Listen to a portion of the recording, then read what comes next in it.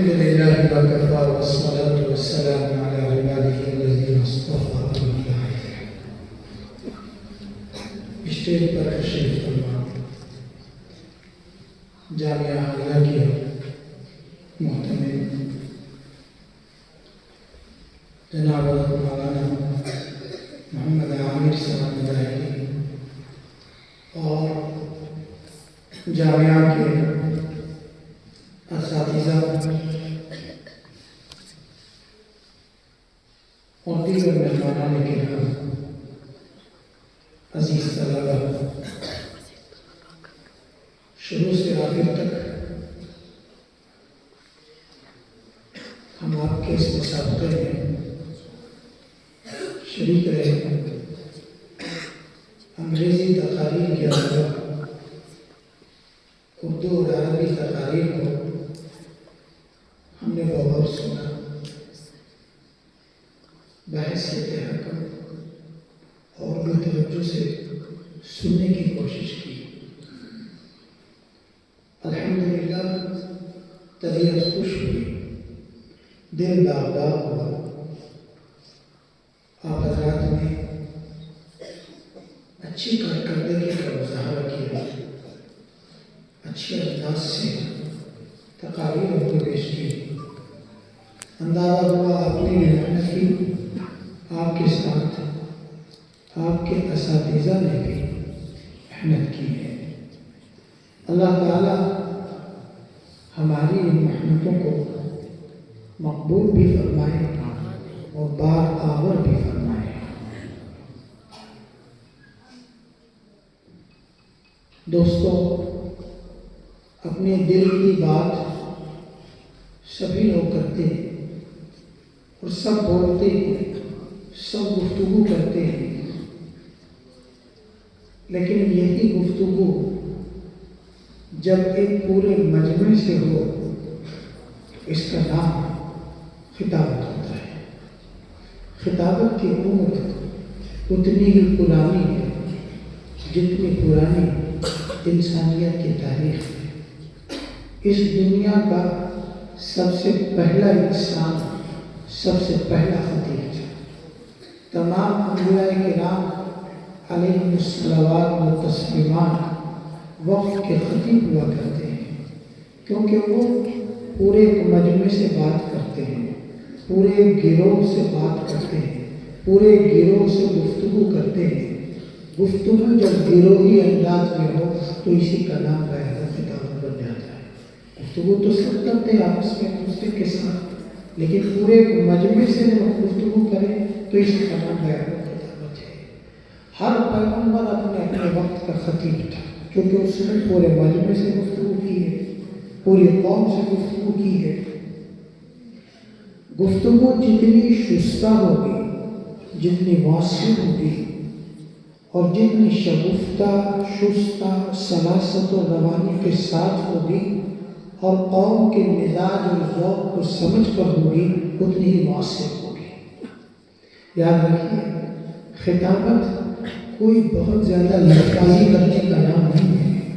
خطابت بہت زیادہ دھواں دھار انداز میں الفاظ اور تعبیرات کو پھینکنے کا نام نہیں ہے۔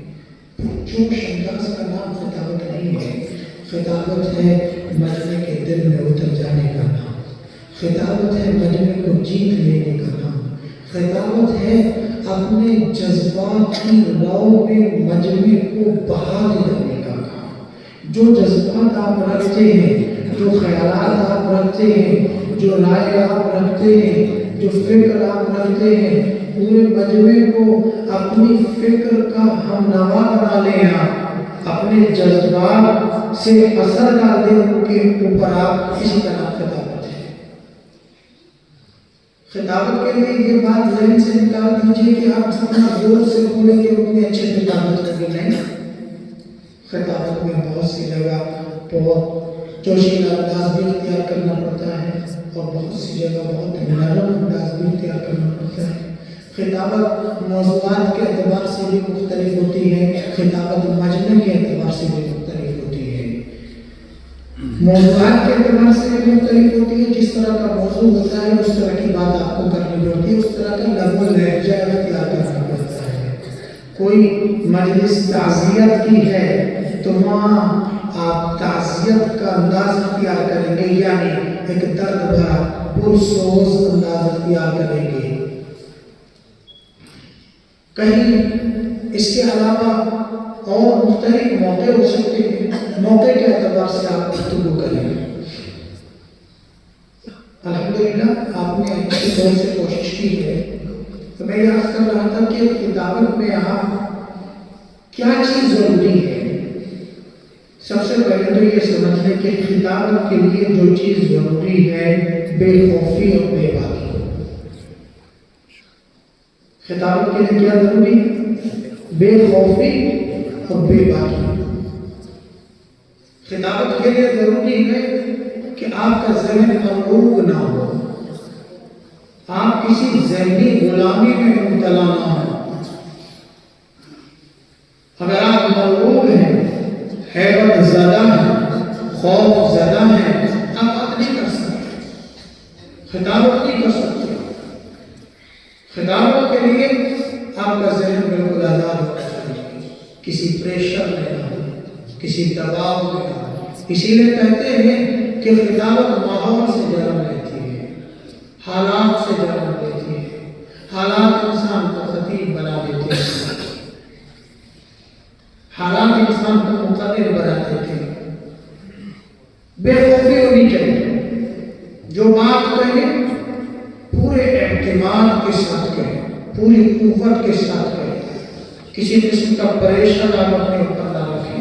اسٹیج پر آ کر اگر آپ پریشرائز ہو گئے، دباؤ میں آ گئے اور خوف میں آ گئے، آپ کا ذہن منقبض ہو گیا، آپ کا ذہن بند ہو گیا، آپ کے اوپر دباؤ آ گیا تو آپ اچھے طرح بولیں گے۔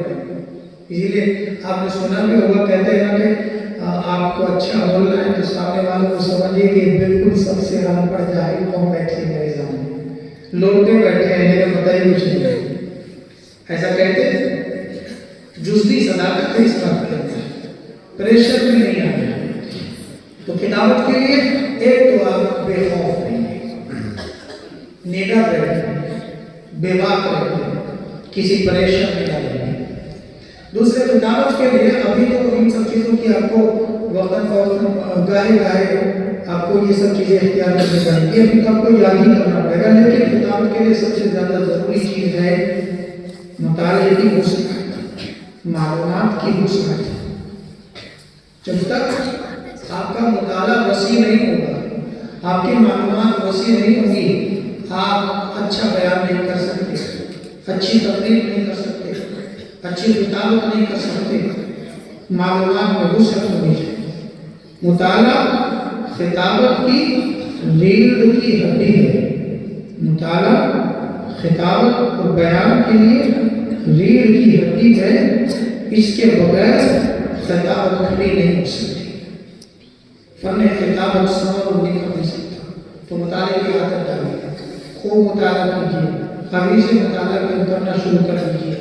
اپنا ایک پروگرام بنائیے، اپنا ایک ٹارگیٹ رکھیے کہ مجھے یہ کتاب اپنے استاد سے مشورہ کر کے کسی کتاب کا انتخاب کرنا ہے اور پھر اس کو مجھے 20 دن میں پورا کر لینا ہے۔ پھر اس کے بعد میں اپنے استاد سے پوچھوں گا اگر کوئی اور کتاب میرے لیے تجویز کرے اور میں اس کو بھی ختم کرنا چاہتا ہوں۔ 20 دن میں آپ ایک کتاب ختم کیجیے، 50 صفحوں کی، 100 صفحوں کی، 150 صفحوں کی، اس طرح سے آپ کتابیں پڑھنے کی عادت ڈالیے۔ خطابت کے لیے، بیان کے لیے جب آپ کا مطالعہ وسیع ہوگا تو آپ کسی موضوع پر بات کر سکیں گے۔ 3 اس کے عناصر ہیں۔ ایک تو یہ ہے کہ جس موضوع پر آپ بات کرنا چاہتے ہیں، مثلا آپ ختم نبوت کے عنوان پر بات کرنا چاہتے ہیں تو ابھی تو آپ کو تقریر رکھنی پڑے گی، یاد کرنی پڑے گی، لیکن اس کے لیے آپ اگر 45 منٹ بات کرنا چاہتے ہیں تو اس کے لیے کم سے کم 300 صفحات پڑھیے، 300 صفحات پڑھیے۔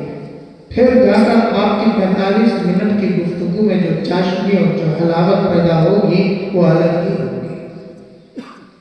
موضوع پر قدرت آپ کو اس وقت تک حاصل نہیں ہو سکتی جب تک آپ موضوع کا بھرپور انداز میں مطالعہ کریں۔ آپ کو نماز پر تقریر کرنی ہے اپنے محلے کی مسجد میں کہ بھائی جماعت والوں نے کہا ذرا تھوڑا سا بات کر لیں، تو جماعت والوں کے تو مخصوص موضوع ہوتے ہیں، 6 نمبر ہوتے ہیں خاص، اور اس نہج پر ہم لوگ جو ہے مطالعہ بھی نہیں کیے ہوئے ہوتے، اس لیے جماعت والوں کے انداز میں ہم بات نہیں کر پاتے۔ لیکن مثال کے طور پر آپ سے کہا جائے کہ بھائی آپ کو نماز پر بات کرنی ہے، تو کم سے کم آپ کو نماز کے تعلق سے کچھ آیات آپ کے ذہن میں ہونی چاہیے قرآن کریم سے، 5-7 حدیثیں آپ کے ذہن میں ہونی چاہیے، کچھ ترغیب و ترغیب کے 1-2-4 واقعات ہونے چاہیے، تب نہ آپ بات کر سکیں گے نماز کے بعد۔ اور اگر آپ کو یہ معلومات ہی نہیں ہے تو آپ کیا بات کریں گے؟ تو موضوع پر قدرت حاصل کیجئے کسی بھی موضوع پر بات کرنے کے لیے۔ نمبر 2، تعبیر پر قدرت حاصل کیجئے، اس کو اچھے سے اچھے انداز میں تعبیر کرنے کی جو ہے محنت کیجئے، کوشش کیجئے۔ تعبیر پر قدرت، بہت سے لوگ بہت سارا مطالعہ کیے ہوئے ہوتے ہیں لیکن ان کو اظہار معافی ضمیر کا طریقہ اور سلیقہ نہیں ہے، تعبیر پر ان کو قدرت نہیں ہے۔ بلا شبہ یہ چیز خدا داد بھی ہے، بہت سے لوگوں کو بہت اچھے سے انداز میں تعبیر کرنے کا ہنر آتا ہے، سلیقہ ہے ان کے پاس، طریقہ ہے ان کے پاس، خدا داد ہے، گاڈ گفٹڈ ہے، خدا کا دیا ہوا ہے۔ لیکن یہ صحیح ہے کسی حد تک کہ خطابت بھی خدا داد فن ہوتا ہے، لیکن اس کو کسی نہ کسی حد تک اپنے اندر پیدا بھی کیا جا سکتا ہے، سیکھا بھی جا سکتا ہے۔ جیسے ایک آدمی کے پاس آواز بہت اچھی ہے لیکن وہ ضروری نہیں آواز اچھی ہونے کے ساتھ وہ گائیکار بھی ہے، اس کے لیے ضروری ہے کہ گائیکی کی مشق ہونی چاہیے۔ اگر کوئی آدمی گاتا گاتا گویا بن سکتا ہے، مشق کرتے کرتے قاری خوش الہام بن سکتا ہے، تو پھر مجھے کہنے دیجیے کہ کوئی تقریر کی مشق کرتے کرتے مقرر شعلہ بیان بھی بن سکتا ہے، مقرر شیریں بیان بھی بن سکتا ہے۔ تو مشق ضروری ہے، اس کے لیے تعبیر کی قدرت سیکھیے، تعبیر کرنا سیکھیے، موضوع پر قدرت ہونی چاہیے، تعبیر پر قدرت ہونی چاہیے، اور ایک تیسری چیز ہے زبان پر بھی قدرت ہونی چاہیے۔ کس پر قدرت ہونی چاہیے؟ زبان پر قدرت ہونی چاہیے۔ مثال کے طور پر ابھی بچوں نے انگریزی میں تقریر کی، عربی میں تقریر کی ہے، ابھی تو بلا شبہ انہوں نے ڈٹ کر کے کر لی ہے اور چند جو ہے مضمون نے رٹ لیا ہے، لیکن اگر میں انگریزی میں بات کرنا چاہتا ہوں، انگریزی میں تقریر کرنا چاہتا ہوں، اسپیچ دینا چاہتا ہوں، تو اگر مجھ کو انگریزی زبان پر عبور نہیں ہوگا، قدرت نہیں ہوگی، تو میں کیا کروں؟ کچھ بھی نہیں۔ اسی طرح اگر آپ اردو میں ایک اچھے مقرر بننا چاہتے ہیں، مؤثر انداز میں بات کرنا چاہتے ہیں، تو آپ کو اردو آنی چاہیے۔ اردو نظم و نثر، اردو ہر زبان کے 2 حصے ہوتے ہیں، ایک اس کی نظم کا ہوتا ہے، شاعری جسے کہہ لیجیے سمجھنے کے لیے، ایک نثر کا ہوتا ہے جو غیر شاعری مضمون۔ تو ہر زبان کے 2 حصے ہوتے ہیں، نظم کا اور نثر کا۔ آپ کو دونوں حصوں پر کسی نہ کسی درجے میں دسترس ہونی چاہیے، شاعری بھی آپ کو آنی چاہیے۔ نثر کی جو الگ الگ اقسام ہیں آپ کو اساتذہ بتائیں گے، ایک مضمون نگاری، ایک انشائیہ، ایک افسانہ نگاری، ایک ناول نگاری، ایک ڈرامہ نگاری، ایک سوانح نگاری، تذکرہ نگاری، الگ الگ اس کی اصناف ہیں۔ تو اردو کو بحیثیت اردو سیکھیے اور اردو ادب کی اچھی کتابیں پڑھیے۔ اگر آپ اردو زبان کے اچھے اسپیکر بننا چاہتے ہیں، اچھی اسپیچ دینا چاہتے ہیں، اس کے بغیر نہیں ہوگا۔ بدقسمتی یہ ہے کہ ہمارے مدارس کے یہ طلبہ بھی اردو کو بحیثیت اردو نہیں پڑھتے، نہیں جانتے، اردو بحیثیت اردو نہیں پڑھتے۔ آپ نہیں بتا سکتے کہ اردو نثر کی اصناف کتنی ہے، اردو نظم کی اصناف کتنی ہے۔ تو اردو کو بھی سیکھیے، جس زبان میں آپ کتابت تقریر کرنا چاہتے ہیں اس زبان کو سیکھیے۔ اپنے اساتذہ سے مشورہ کیجیے کہ میں کون سی اچھے ادبا کی کتاب پڑھوں۔ میں جیسے آپ کو کتاب سجیسٹ کروں گا، ایک مشورہ دوں گا، مولانا نور عالم خلیل امینی کی کتاب ہے حرف شیریں، پڑھیے، ایک دفعہ نہیں کئی دفعہ پڑھیے۔ پاجا سرات زندگی رضوان عالم ندوی کی، اور اس طرح کی بہت ساری کتابیں آپ کو بتائی جا سکتی ہیں۔ تو پڑھنے کا مزاج بنائیے بچوں، پڑھنے کا مزاج بنائیے، پڑھنے کا مزاج بنائیے۔ میں پھر کہہ رہا ہوں، پڑھنے کا مزاج بنائیے، پڑھنے کا مزاج نہ بنائیے۔ کاہے کا مزاج بنائیے؟ پڑھنے کا مزاج بنائیے. مدرسے میں آ کر پڑھنے کا مزاج نہیں بنائیے کہ آ کر پڑھ گئے ہیں. ہاں جی، پڑھنے کا مزاج بنائیے. اتنا پڑھیے کہ آپ کے ساتھی، آپ کے اساتذہ آپ پر ترس کھائیں اور وہ آپ کو یہ مشورہ دے کہ بیٹا کچھ آرام بھی کیا کرو. اتنا پڑھیے. میں اسی پر طالب علم مانتا ہوں کہ جس کے متعلق اس کے اساتذہ یہ کہنے پر مجبور ہو جائے بیٹا تو کچھ آرام بھی کیا کر، وقت پر لیٹ جائے گا، میں اس کو طالب علم نہیں مانتا جس کو یہ کہا جائے بیٹا کچھ پڑھ بھی لیا کر. اگر آپ ایسے ہیں کہ آپ کو یہ کہا جائے، آپ کے اساتذہ یہ کہیں کہ بیٹا کچھ آرام بھی کیا کرو، ان لنفسک علیک حقا، تیرے نفس کا بھی تیرے اوپر، تو آپ طالب علم کے دور سے گزر رہے ہیں، طالب علم ہے تو پڑھنے کا مزاج بنائیے. زبان و بیان اللہ تعالیٰ کی بڑی نعمت ہے. اللہ رب العزت نے خود مقام احسان میں اس کو ذکر فرمایا. الرحمن علم القرآن خلق الانسان علمہ البیان. خدا نے بیان سکھایا ہے انسان کو.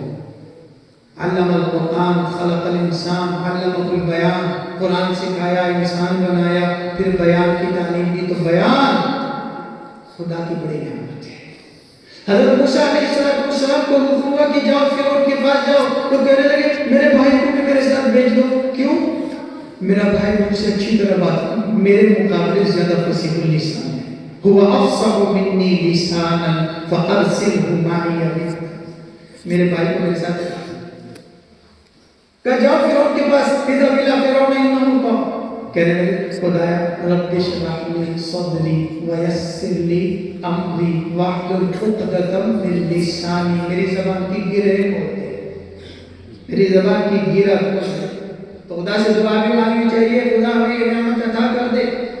جی اس کے بغیر کام چلے بھائی. اچھا مدرس، اچھا مقرر، اچھا خطیب جب بھی بن سکتا ہے جب زبان کی گرہیں کھلی ہوئی.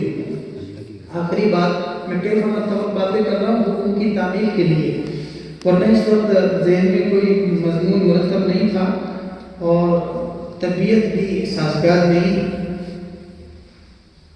سردی کی زد میں ہوں. میں کیا کہنے لگا تھا؟ آخری بات ذہن سے نکل گئی. بہرحال اللہ تعالیٰ سے دعا بھی کی کہ اللہ تعالیٰ ہمیں یہ نعمت عطا کر دے. ہاں یاد آیا، آپ میں سے جلالین مشکات کی جماعت کے لیے طلبہ ہوں گے، فارسی سے لے کر مشکات تک کے طلبہ نے اس میں حصہ لیا ہے. اللہ تعالیٰ ہم سب کو وہ مطلوبہ استعداد عطا فرمائے، وہ تقویٰ، طہارت، تدین، تزکیہ جیسی صفات عطا فرمائے جو اس دین کی خدمت کے لیے، اشاعت کے لیے ضروری ہیں. اللہ ہمیں اس کو صلاحیت عطا فرمائے. آپ کو خطابت اور صحافت کی ان صلاحیتوں کو جا کر 3 میدانوں میں استعمال کرنا ہے. ایک دعوت امت، دعوت میں، اور دوسرے اصلاح امت میں، اور تیسرے دفاع اسلام میں. دعوت امت کے لیے آپ کو اپنی ان صلاحیتوں کو استعمال کرنا ہے اور اصلاح امت کے لیے استعمال کرنا ہے اور دفاع اسلام کے لیے بھی استعمال کرنا ہے. آج کے زمانے میں اس دفاع اسلام کا جو یہ موضوع ہے بہت وسیع ہے، اس کے اوپر بہت زیادہ کام کرنے کی ضرورت ہے. آخری بات یہ کہ درجہ امتیازی اور پوزیشن تو ظاہر ہے، چند افرادی کی ہے، چند مساہمینی کی ہے، سب کی تو نہیں آ سکتی. لیکن میں اپنے باقی بچوں کو یہ کہنا چاہوں گا کہ آپ بددل نہ، شکستگی اپنے اندر پیدا نہ ہونے دیں، اپنا حوصلہ نہ ہاریں. جس نے بھی اس میں حصہ لیا ہے وہ کامیاب ہے. وہ کامیاب ہے. آپ سب کامیاب ہیں. آپ نے یہاں آ کر کھڑے ہو کر تقریر کرنے کی جو جرات کی ہے، جو ہمت کی ہے، تو آپ ان تمام کے مقابلے کامیاب ہیں جو یہاں آ نہیں سکے، یہاں تک پہنچ نہیں سکے. آپ بھی کامیاب ہیں. اس لیے بدلی بالکل اپنے اندر پیدا نہ کرے. کہیں کہ بھائی جانچ مضمون کو بے ربط یہ تقریر نہ دے، جانچ مضمون کو بے ربط یہ تقریر نہ دیکھ، حوصلہ دیکھ میرے پاؤں کی زنجیر نہ دیکھ. آپ نے یہ حوصلہ کیا ہے، آپ کامیاب ہیں. اس لیے میری طرف سے سب کو لکھ لکھ بدھائیاں، لکھ لکھ مبارکبادیاں. آپ سب کامیاب ہیں. جن کی پوزیشن آئی ہے وہ اللہ کی طرف سے چند منتخب ہوئی تھی. جن کی نہیں آئی ہے وہ یہ سوچے کہ انشاءاللہ اگلی دفعہ، کیونکہ کبھی کبھی ہارنا بھی پڑتا ہے. ہارنے کے بعد جو جیت آتی ہے اس کی بات ہی کچھ الگ ہوتی ہے. میں کہا کرتا ہوں کہ لمبی چھلانگ لگانے کے لیے، ہمت جٹانے کے لیے پیچھے ہٹنا پڑتا ہے. پیچھے ہٹ کر ہمت جٹا کر پھر جو ہے لمبی چھلانگ لگائی جاتی ہے. اللہ تعالیٰ آپ سب کی محنتوں کو قبول فرمائے. وآخر دعوانا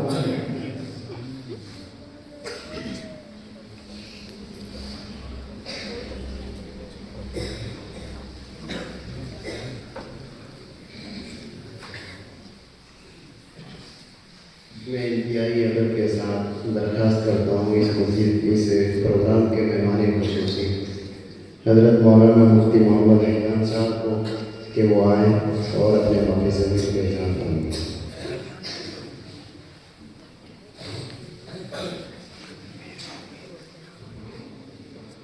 نحمده ونصلي على رسوله الكريم. اما بعد، اسٹیج پر تشریف فرما اساتذہ اکرام، علماء اعظم اور طلباء عزیز، مفتی جاوید صاحب دامت برکاتہ العالیہ کے فرمانے کے بعد اب میرے لیے کچھ کہنے کی گنجائش کافی ہے. البتہ کیونکہ بڑوں کی طرف سے حکم ہوا، اس لیے شکریہ ادا کرنے کے لیے اور آپ طلباء کو مبارکباد پیش کرنے کے لیے میں آپ کے سامنے حاضر ہو گیا. مفتی صاحب نے چونکہ خطابت کے شیخ سوار ہیں ماشاءاللہ، اور ہمارے مدرسہ مدارس علوم کے ایک حیثیت سے ترجمان بھی، اس لیے خطابت کے جو گر ہو سکتے ہیں اور جو اصول اور آداب ہو سکتے ہیں اور ایک ماہر خطیب بننے کے لیے جو چیزیں ضروری ہیں، مفتی صاحب نے اس کی طرف تفصیل سے اشارہ کیا. آپ اس کو ذہن میں بٹھائیں اور اس کے مطابق عمل کریں. بس ایک بات میں اپنی طرف سے اس میں اضافہ کر دوں کہ ہم طلبہ علوم اسلامیہ ہیں، ہم اسلامی علوم کے خادم ہیں. ہماری جو بھی خدمت جو ہم سے متعلق، تدریس ہو، تصنیف و تعلیف ہو، خطابت ہو، یہ سب دین کی خدمت ہے. آپ میں سے کوئی مقرر بن جائے، آج آپ یہاں مشق کر رہے ہیں، کل کو انشاءاللہ تبارک و تعالیٰ آپ حضرات بڑے مقرر بن جائیں گے اور آپ کو مختلف جلسوں میں، مختلف دینی محفلوں میں بلایا جائے گا. تو ہرگز آپ کبھی بھی اس کو پیشہ نہ بنائیں. یہ پیشہ نہیں ہے بلکہ یہ دین کی خدمت ہے. دین کی خدمت کے جذبے کے ساتھ اگر آپ خطابت کرتے ہیں، تقریر کرتے ہیں، تو یہ آپ کے لیے آخرت میں سرخروئی کا ذریعہ بنے گا. ورنہ خدا نخواستہ یہی تقریر اور یہی بیان آپ کے لیے کل قیامت میں وبال جان ثابت ہے. اسی لیے ایک مقرر کے لیے ضروری ہے کہ وہ دل دردمند بھی رکھتا، اس کے دل میں قوم کی خیرخواہی کا جذبہ پایا جائے. ہم علماء سیاستدانوں کی طرح نہیں ہیں کہ جو ووٹ حاصل کرنے کے لیے اسٹیج پر آتے ہیں اور تقریر کر کے چلے جاتے ہیں. یہ ہمارا ہرگز یہ ہماری شان نہیں. ہمارے زبان سے ایک لفظ بھی اگر نکلتا ہے تو اللہ کی خاطر نکلنا چاہیے. قوم کی خاطر نکلنا چاہیے کہ قوم کو کس طرح میری زبان سے نکلے ہوئے الفاظ سے کس طرح اس کو فائدہ ہوگا اور لوگ راہ راست پر کس طریقے سے آ جائیں، اللہ کا دین پورے عالم میں کس طریقے سے زندہ ہو جائے۔ اس جذبے کے ساتھ ہم کو یہ خطابت کا یہ جو میدان ہے، اس کو اگر ہم اس جذبے کے ساتھ اختیار کرتے ہیں تو یقیناً یہ ہمارے لیے دنیا اور آخرت میں سرخروئی کا سبب ہے، ورنہ خدا نخواستہ یہ بہت بڑی مصیبت بھی بن سکتی ہے۔ اس لیے اس کو ہمیشہ ذہن میں رکھیں، اللہ تعالیٰ ہمیں اس کو سمجھنے کی توفیق نصیب کرے۔ ہمارے اکابر علماء دیوبند جن کے ہم نام لیوا ہیں اور جن کے طرز پر چلنے کا ہم ناحق دعویٰ کرتے ہیں، اگر ہم ان کی سیرت اور سوانح کو غور سے پڑھیں اور دیکھیں تو ہمیں معلوم ہوگا کہ وہ حضرات خالصتاً قوم کے خیر خواہ ہیں۔ ہمارے اکابر کے آپ ملفوظات پڑھ کر کے دیکھیں، ملفوظات ایسے ہیں کہ ایک ایک جملہ اس پر سر ڈھونڈنے کا دل چاہتا ہے اور ہر جملے سے اخلاص کی، للہیت کی، قوم کی خیر خواہی کی خوشبو مہکتی ہے۔ آپ اس کو اگر آپ غور سے پڑھیں گے تو آپ اس خوشبو کو خود سے محسوس کر سکتے ہیں۔ یہ جذبہ ہمیں اپنے اندر پیدا کرنا ہے۔ میں طلبہ عزیز کو اپنی طرف سے بہت بہت مبارکباد پیش کرنا چاہتا ہوں، اور جو مساہمین اس مسابقے میں پوزیشن لائے ان کو بھی مبارکباد پیش کرتا ہوں، اور جو لوگ کسی وجہ سے پوزیشن سے رہ گئے ان کے لیے بھی آئندہ نئے تمناؤں کی دعا کرتا ہوں، اور یہاں مدرسے کے جو منتظمین ہیں ان کا میں شکر گزار بھی ہوں، اور میں ان کو مبارکباد دینا چاہتا ہوں کہ وہ اس طریقے سے تعلیمی سرگرمیوں کو اپنے ادارے میں فروغ دے دیں، کتابوں کو انعام کے طور پر طلبہ کو پیش کر رہے ہیں۔ یہ اس بات کی طرف واضح اشارہ ہے کہ یہاں کے ارباب انتظام اور اساتذہ کرام کے ذہنوں میں کیا ترجیحات ہے۔ اللہ تعالیٰ ہم سب کو کہنے سننے سے زیادہ عمل کرنے کی توفیق نصیب فرمائے۔ اس مدرسے کو دن دوگنی رات